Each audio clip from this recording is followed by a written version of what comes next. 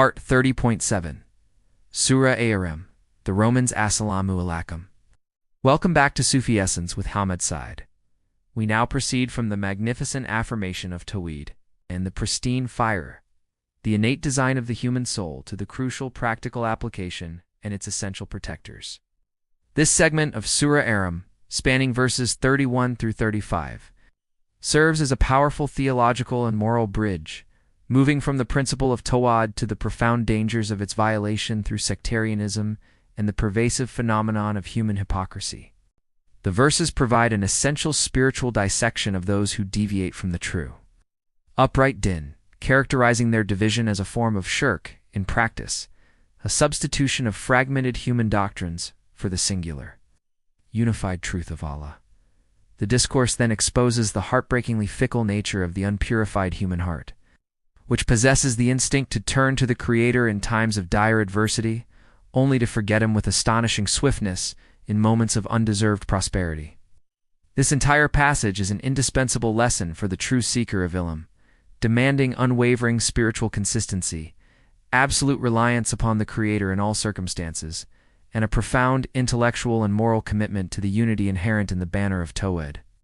The focus here is on cultivating the steadfastness Istiqāmah that shields the soul from the twin spiritual diseases of internal division and situational faith. The command for unity and the danger of sectarianism Kanzel Aman, Sphera. Surah Ar-Rum, the Romans. Chapter 30, verse 31. Keep to this din, turning to Him alone. Fear Him, and establish the prayer, and be not of those who associate partners with Allah. This verse is an immediate, practical, and potent follow-up to the majestic command in verse 32. Set your face to the din. Being upright, it clarifies how one must adhere to the din, the way of life corresponding to the pure, by listing for essential spiritual and practical directives that collectively define the commitment to Tawhid. The first and most intimate is the internal attitude and the existential posture, turning to Him alone, mungburna ilai, the profound term mumgun from Anba. Meaning to turn back signifies a state of sincere repentance, continuous spiritual return, and absolute, exclusive focus upon Allah. This is the core of Tawhid, direct, unmediated devotion to the Creator, which constitutes the internal fortress of the believer. It is the spiritual rejection of reliance upon any created thing, recognizing Allah as the sole source of all refuge and hope. This constant state of return ensures the heart remains soft and receptive to divine guidance, preventing the hardness that leads to rebellion. The second is the foundational, ethical, and personal posture, and fear Him, K. Tak is not a debilitating terror, but a deep conscious reverence and piety that is born from ilm of Allah's power and justice. This conscious awareness motivates both meticulous obedience to His commands and a scrupulous withdrawal from anything that displeases the Almighty. It is the protective spiritual shield, wikya, for the soul, ensuring ethical consistency in private and public life, making the soul accountable not to human opinion, but to divine scrutiny. The third is the external, physical, and communal act of devotion, and establish the prayer wa akumboy Allah. As previously established, the 5 daily prayers are the supreme physical manifestation of submission, the regular rhythm that structures the believer's life and anchors the heart to the divine reality, actively preventing the spiritual dissolution caused by ghafla, heedlessness. The establishment of prayer is the practical proof that the internal state of munbagan is sincere and consistently maintained. The final command is the direct prohibition of the contrary path. And be not of those who associate partners with Allah wala tuknan minal mushrikin. This places the sincere, exclusive devotion of Tawhid in direct categorical opposition to the ultimate spiritual corruption, Shirk. The path of truth is thus defined not only by what one actively performs repentance, prayer, but also by what one decisively, consciously avoids polytheism in all its manifest and hidden forms. This clear demarcation is the protective spiritual fence around the pure din. Kanzel Aman, Quran, Surah Ar-Rum, the Romans. Chapter 30, verse 32. Of those who split up their din and became sects, each faction rejoicing in what it has. This verse provides the devastating definition of the associators of partners mentioned in the previous verse. revealing that shirk manifests not just as the crude worship of idols, but as a corrosive spiritual and sectarian division among those claiming to follow the truth. The verse describes them as, of those who split up their din and became sects min aladna, farak, dinaham, wakahan, shia, ah. The supreme gift of the single din is unity under the banner of Tawhid. Yet these individuals have willfully engaged in taf, splitting up, tearing the single monolithic truth into fragmented, conflicting doctrines, schools of thought, and exclusive sects, Shia. This spiritual sectarianism is deemed an act of shirk because it replaces the single, unified, divine authority of Allah's revelation with the scattered, contradictory, and often arbitrary authorities of human opinion, rigid tradition, and personalized interpretations. The verse highlights the profound psychological and intellectual tragedy of this fragmentation, each faction rejoicing in what it has colluous been by Maladium Farayun. This rejoicing Farayun is a form of spiritual self-delusion, intellectual narcissism, and sheer arrogance. They are content and smugly satisfied with their own partial, fragmented, and self-chosen doctrine, believing it to be the complete, sole truth, and thus they remain utterly closed to correction, dialogue, or a return to the original unity of the divine message. This celebration of one's limited self, one's group, or one's specific interpretation over the vast unified truth of the Creator is the ultimate barrier to ilm and spiritual progress. It replaces loyalty to the Creator with loyalty to the creation, the sect, the leader, the doctrine. This verse serves as a perpetual, grave warning against the self-limiting intellectual arrogance and the destructive, divisive tendency to form exclusive groups that substitute loyalty to the temporal faction for the absolute. Unifying loyalty to Allah alone, the commitment to the pure Faira, is thus intrinsically a commitment to spiritual unity and breadth of vision. The fickleness of human nature and the test of prosperity, Kanzil, Iman, Quran, Surah Ar-Rum, the Romans, chapter 30. Verse 33. And when a distress touches mankind, they call upon their Lord, turning to Him. Then, when He makes them taste of His mercy from Him, behold, a party of them associates partners with their Lord. The focus shifts now from the theological error of sectarianism to a profound critique of human hypocrisy and the tragically fickle nature of the unpurified soul, providing a universal psychological study applicable to all of mankind. The verse describes the raw, instinctive reaction of humanity when faced with overwhelming adversity and when a distress touches mankind. They call upon their Lord, turning to Him, Wa'idan Masa Anasa, Uranda, Rabaham, Mung Bruna, Ilah, E.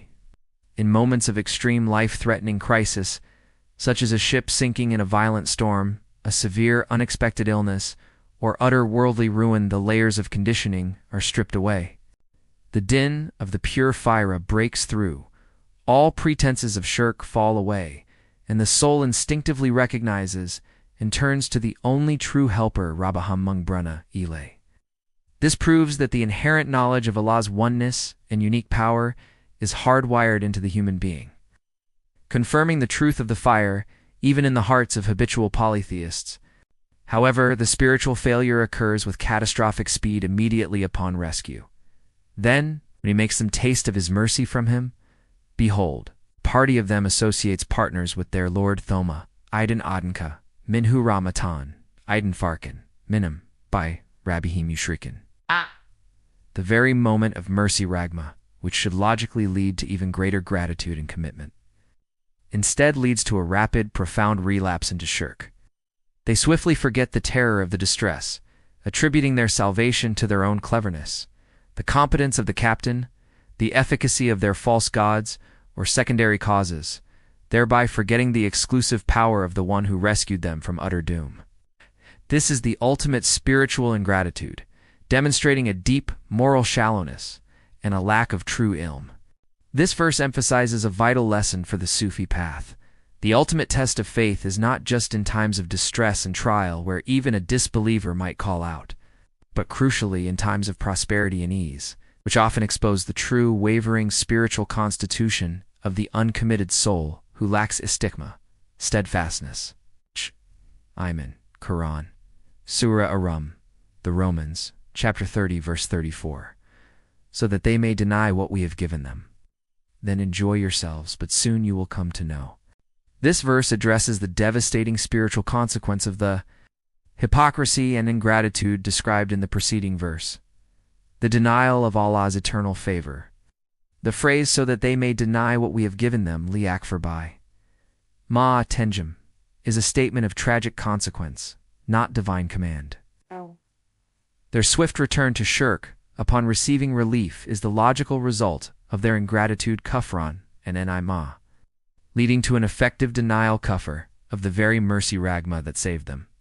They deny, by their actions and their subsequent attribution of success to other than Allah, that their safety, wealth, or health are from the true source alone, thereby denying the originator of all favor.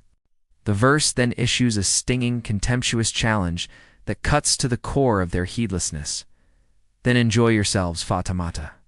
The command to tamata, enjoy fleeting pleasure, is not an encouragement, but an ironic, scornful allowance. It's a bitter taunt reminding them that they're brief. Heedless enjoyment of the dunya is entirely temporary, finite, and fundamentally baseless. It is a temporary respite before the inevitable reckoning. This scornful allowance, which grants them license to continue their heedless ways, is immediately followed by the terrifying certainty of the future. But soon you will come to know Fe Safa Talaman.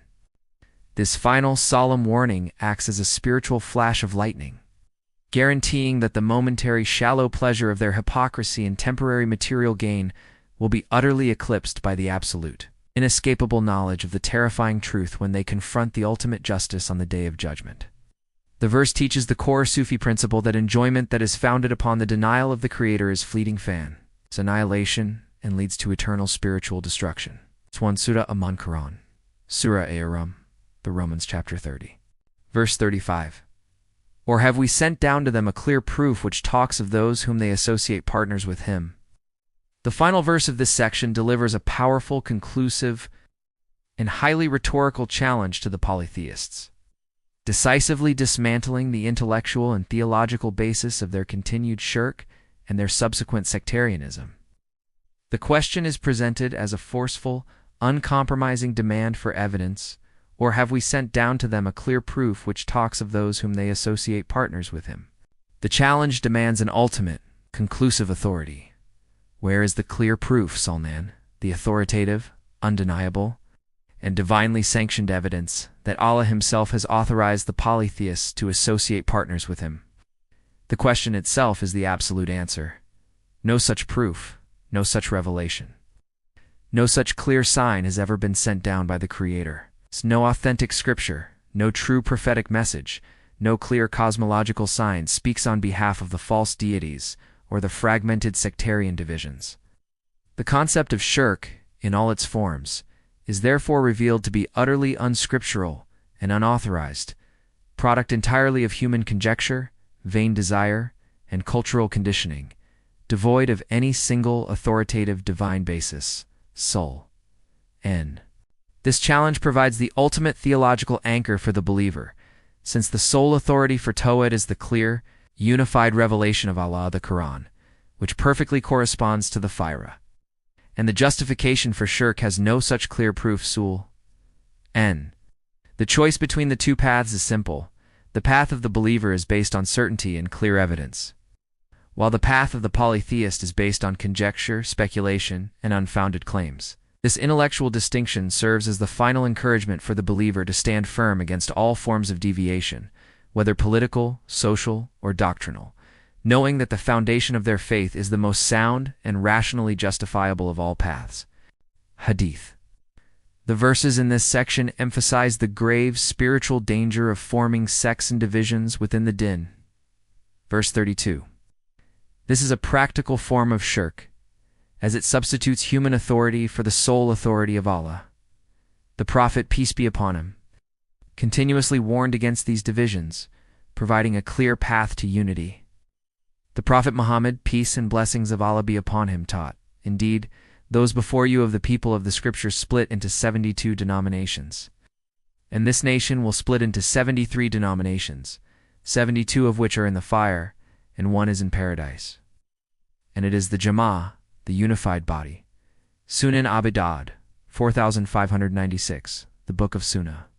This pivotal hadith serves as the definitive prophetic commentary on the severe warning found in the verse of those who split up their din and became sects. The Prophet, peace be upon him, not only confirms the historical and spiritual propensity of previous nations to fall into schism, but also issues a stark, numerical prophecy regarding the Islamic nation, with the vast majority falling into error due to the fragmentation of the truth.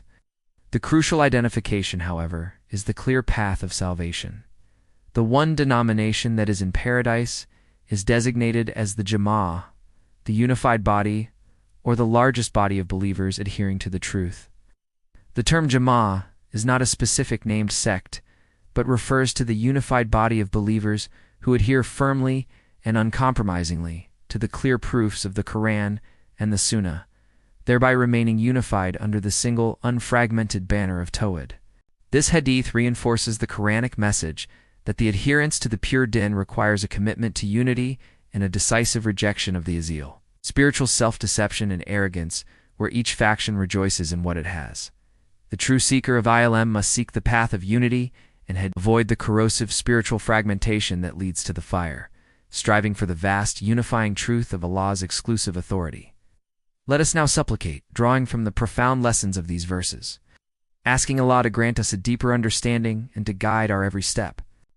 O Allah, Ar-Rahman and Ar-Rahim, we pray that you make us always turn to you alone, Munbegan, shielding us from all forms of manifest and hidden shirk, and grant us the strength to establish the prayer with sincerity and a constant fear-tak of your majesty. Preserve us from the spiritual catastrophe of those who split up their din and became sects, and grant us the humility and grace to belong to the unified Jama'ah, free from the arrogance of those who rejoice in what they have and reject unity.